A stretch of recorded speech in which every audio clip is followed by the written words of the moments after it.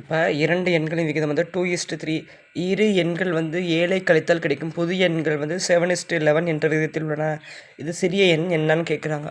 அப்போ நம்ம நார்மலாக வந்து ஏபி போட்டு இது 2x 3x விகிதம் போட்டோமா, அதுக்கப்புறம் 7ஐ கழித்தால் புதிய எண்கள் வந்து 7:11 என்ற விகிதத்தில் உள்ளனன்றாங்க. அப்போ 7:11 அதே மாதிரி கிராஸ் பண்ணுறோமா, 7ஐ கழித்தான்னு சொல்லியிருக்காங்களா, இது ஷார்ட்கட் ஃபார்மு. அதே போல் 7 7ன்னு போட்டுக்கிறோம். இப்படி கிராஸ் மல்டிஃபிகேஷன். அப்போ 2 11 22x 7 3 21 minus 21x equal to 7 7 49 minus 7 11 77. அப்போ 1x ஈக்குவல் டு 28. இந்த மைனஸ் பண்ணால் 28 வரும். x ஈக்குவல் டு 28 சிறிய எண் எடுக்கிறாங்க. சரி கொஸ்டினில். அப்போ 2x ஈக்குவல் டு 2 × 28 எவ்வளோ ஆச்சு?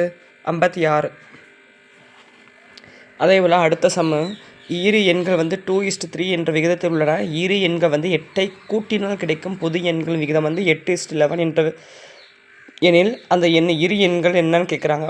அந்த 2 எண் சிறிய எண் பெரிய எண் இருக்கா, 2 அப்போ அதை கேட்குறாங்க. அப்போ ஏபி அதே மாதிரி போடுறோம். 2x 3x கொஸ்டின் என்ன கொடுத்துருக்காங்க அதை போட்டுக்கிறோம். அப்புறம் 8 11 விகிதத்தில் புதிய எண்கள் கிடைக்குது என்ன. அப்போ 8 11 அப்புறம் அதே மாதிரி 8ஐ கூட்டினா கிடைக்கும்னு கேட்டிருக்காங்களா. 8 8 நம்ம இது ஷார்ட்கட் ஃபார்ம் தான் நான் சொல்கிறேன். சரியா? அப்போ கிராஸ் மல்டிபிள் பண்ணுறோம். 2 11 22 எண் 24 ஓகேவா.